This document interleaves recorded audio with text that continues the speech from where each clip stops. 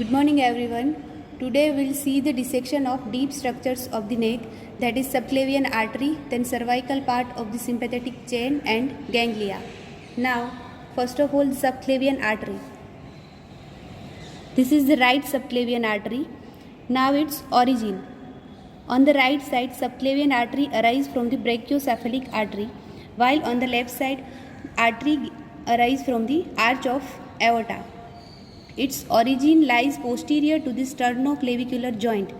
After its origin, each artery arches laterally from the sternoclavicular joint up to the outer border of the first rib, where it is continuous as an axillary artery. Now, here this one is the scalenus anterior muscle.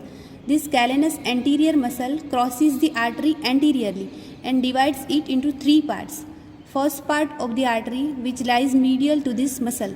Second part lies posterior to this muscle, and third part of the artery which lies lateral to scalenus anterior muscle. So this one is the right subclavian artery, then scalenus anterior muscle, its medial part, then posterior and lateral part of the artery. Now its branches. Subclavian artery mainly gives 4 branches, but occasionally it gives 5th branch, that is dorsal scapular artery. Now branches of the first part of the artery. First part gives 3 branches. First one is this one is the vertebral artery. Vertebral artery, which is the first and largest branch of the first part of the subclavian artery. This artery runs upwards, then passes C6 to C1 foramen transversoria of the cervical vertebra, and then enters into the cranial cavity by supplying this brain. Vertebral artery. Now second branch, internal thoracic or internal mammary artery, which arises from the inferior aspect of the first part of subclavian artery. It runs downwards and then enters into the thorax by piercing the first costal cartilage. This internal thoracic artery runs up to the 6th intercostal space, where it divides into superior epigastric and musculophrenic branches. Then third branch, here this one is the thyrocervical trunk. This thyrocervical trunk also arises from the first part of the artery. It divides into 3 branches. This one is the inferior thyroid artery, then suprascapular artery and transverse cervical artery. Inferior thyroid artery by supplying the thyroid gland. Then suprascapular artery runs laterally and it takes parts in the anastomosis around the scapula. Then the transverse cervical artery, which also runs laterally and it lies above the suprascapular artery. Then it crosses the brachial plexus and posterior triangle. Then it divides into its superficial and deep branches. Now branches of the second part of the artery. Second part, which lies posterior to this scalenus anterior muscle. Second part gives only one branch, that is costocervical trunk. Here this one is the costocervical trunk, which is divides into 2 branches, deep cervical and superior intercostal artery.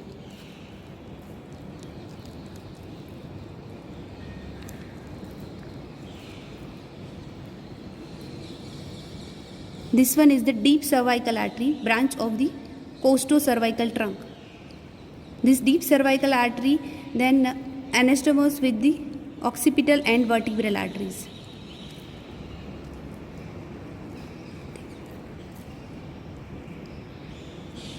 And superior intercostal artery, which here this is the superior intercostal artery, which divides into first and second posterior intercostal arteries. So here the subclavian artery, this one is the vertebral artery, then internal thoracic artery, then this is the thyrocervical trunk, divides into inferior thyroid, suprascapular and transverse cervical artery, then costocervical trunk, here divides into deep cervical and superior intercostal branches. Now you can see in the book, here this one is the subclavian artery, then its branches, vertebral artery, then internal thoracic artery, Then this one is the thyrocervical trunk. Then thyrocervical trunk further divides into three branches: inferior thyroid, then suprascapular and transverse cervical artery. Then second part gives costocervical trunk. This costocervical trunk further divides into two branches. This one is the deep cervical artery and superior intercostal artery. This superior intercostal further divides into first and second posterior intercostal arteries. Now we'll discuss about the cervical part of the sympathetic chain and ganglia. This sympathetic chain, which is situated just behind the carotid sheath. Here this is one is the carotid sheath. This is the common carotid artery, divides into external and internal carotid artery, then vagus nerve and internal jugular vein. Just behind the carotid sheath, here this is the sympathetic chain and the cervical ganglia: superior cervical ganglion, middle cervical ganglion and inferior cervical ganglion. And now this is the cervical part of the sympathetic chain. It is situated on either side of the vertebral column. We have two sympathetic chain on either side. In this sympathetic chain, there are no white rami communicants, but the fibers from the T1 to T4 enters into this ganglia. There are only grey rami communicants. In this cervical region, usually we'll have 8 cervical nerve. Along with the corresponding 8 cervical nerve, we'll have 8 cervical ganglia. But here in the cervical region, due to the fusion, we have only 3 ganglia. And these are superior cervical ganglion, then middle cervical ganglion and inferior cervical ganglion. So first of all, the superior cervical ganglion here. This is the largest of 3 ganglia. It is spindle shaped. It is situated just below the skull, opposite the second and third cervical vertebrae, and it is formed by the C1, C2, C3 and C4 cervical ganglia. Now its branches, it gives grey rami communicants to C1, C2, C3 and C4 cervical nerves. Then it forms a plexus around the internal carotid artery, common carotid artery as well as external carotid artery. Then it gives pharyngeal branches and it gives branches to form the superficial cardiac plexus. Then middle cervical ganglion here. It is very small and sometimes it may be absent. Here I can't find the middle cervical ganglion. It is formed by the fusion of C5 and C6 cervical ganglia. Now its branches. It gives branches to the trachea, thyroid as well as esophagus. And it gives branches to form the deep cardiac plexus. Then inferior cervical ganglion. This inferior cervical ganglion is formed by the fusion of C7 and C8 cervical ganglion as well as first thoracic ganglion. So it is called the cervicothoracic ganglion. It is stellate shape. Now its branches. It gives branches to form the plexus around the subclavian artery.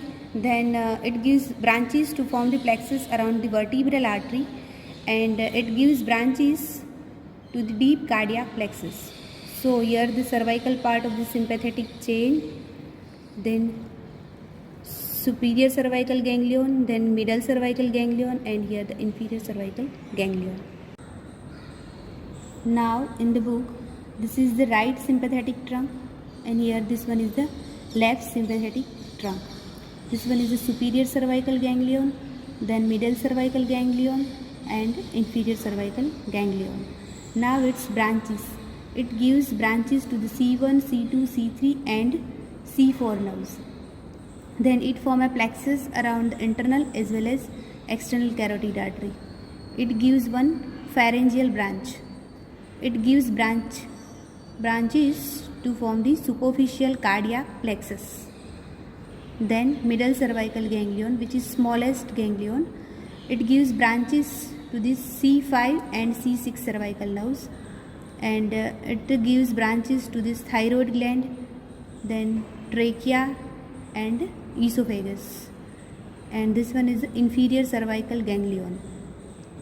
It gives branches to this deep cardiac plexus. Then it form a plexus around the vertebral artery, form a plexus around the subclavian artery, and it is formed by the C7, C8 and T1 thoracic ganglia.